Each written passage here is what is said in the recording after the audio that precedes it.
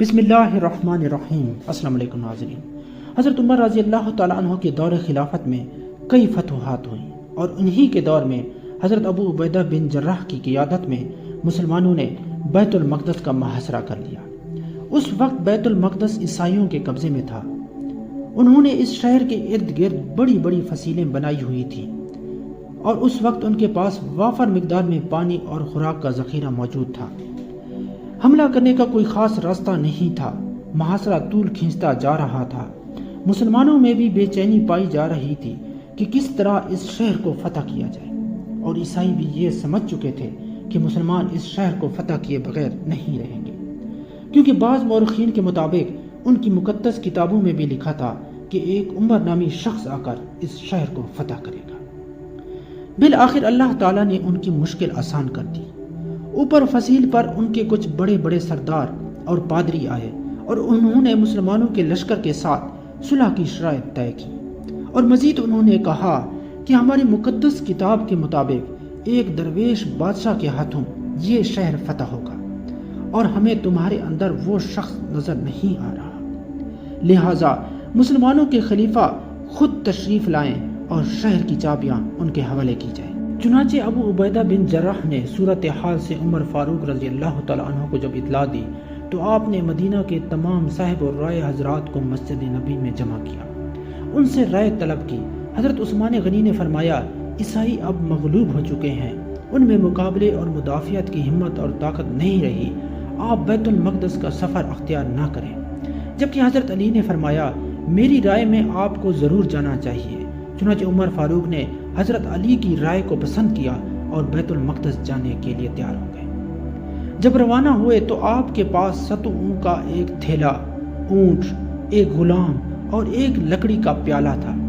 اپنی جگہ حضرت عثمان رضی اللہ تعالی عنہ کو مدینہ کا عامل مقرر فرمایا۔ آپ کے سفر کی سادگی اور جفا کشی عام طور پر مشہور ہے، جو اونٹنی ساتھ تھی۔ اس اونٹنی پر ایک منزل غلام سوار ہوتا اور عمر فاروق اس کی مہار پکڑتے، اور ایک منزل عمر فاروق اس پر سوار ہوتے اور غلام اس کی مہار پکڑتا۔ اس عظیم و شان خلیفہ اسلام کا یہ سفر بھی عجیب و غریب تھا، جس کے لشکر قیصر و کسریٰ کے محلات اور تخت و تاج کو اپنے گھوڑوں کی ٹاپوں تلے روند چکے تھے۔ جس مہینہ میں آپ نے بیت المقدس کا سفر فرمایا تھا وہ مہینہ رجب کا تھا۔ اس سفر کے دوران جب آپ جابیہ کے مقام پر پہنچے تو بیت المقدس کے لوگ آپ سے ملاقات کرنے کے لیے وہاں حاضر ہوئے، اور بیت المقدس کے نصرانیوں کے ساتھ وہی عہد نامہ لکھا گیا جو عہد نامہ عمر فاروق نے بیت المقدس کے نصرانیوں کے ساتھ تحریر فرمایا۔ وہ کچھ اس طرح تھا، یہ وہ امان نامہ ہے جو امیر المومنین نے بیت المقدس والوں کو دیا ہے۔ بیت المقدس والوں کی جان و مال اور بیمار و تندرست سب کو امان دی جاتی ہے، اور ہر مذہب والے کو امان دی جاتی ہے۔ ان کے گرجوں میں سکونت نہ کی جائے گی اور نہ وہ گرائے جائیں گے، یہاں تک کہ ان کے احاطوں کو بھی نقصان نہ پہنچایا جائے گا۔ ان کی سلیبوں اور مالوں میں کسی قسم کی کمی نہ کی جائے گی، نہ مذہب کے بارے میں کسی قسم کا تشدد کیا جائے گا، اور نہ ہی ان میں سے کسی کو کوئی ضرر پہنچائے گا۔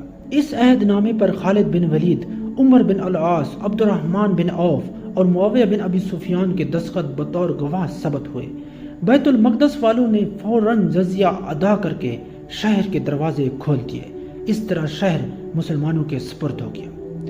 عمر فاروق رضی اللہ تعالی عنہ پیادہ پا بیت المقدس میں داخل ہوئے۔ سب سے پہلے مسجد اقصیٰ میں گئے، محراب داؤد کے پاس پہنچ کر سجدہ داؤد آیت پڑھ کر کیا، پھر عیسائیوں کے گرجے میں گئے، اس کی سیر کر کے واپس تشریف لائے۔ بیت المقدس کی فتح کے بعد عمر فاروق نے صوبہ فلسطین کے 2 حصے کر کے ایک حصے پر علقمہ بن حکیم کو عامل مقرر کیا، دوسرے حصے پر علقمہ بن معرض کو عامل مقرر فرما کر آپ نے بیت المقدس اور فلسطین کی فتح کی تکمیل کی تھی۔ اس کے بعد عمر فاروق رضی اللہ تعالی عنہ کے دور میں فتح کا سیلاب مزید بڑھتا چلا گیا۔ مزید ایسی ویڈیوز دیکھنے کے لیے ہمارے چینل کو سبسکرائب کریں۔ شکریہ۔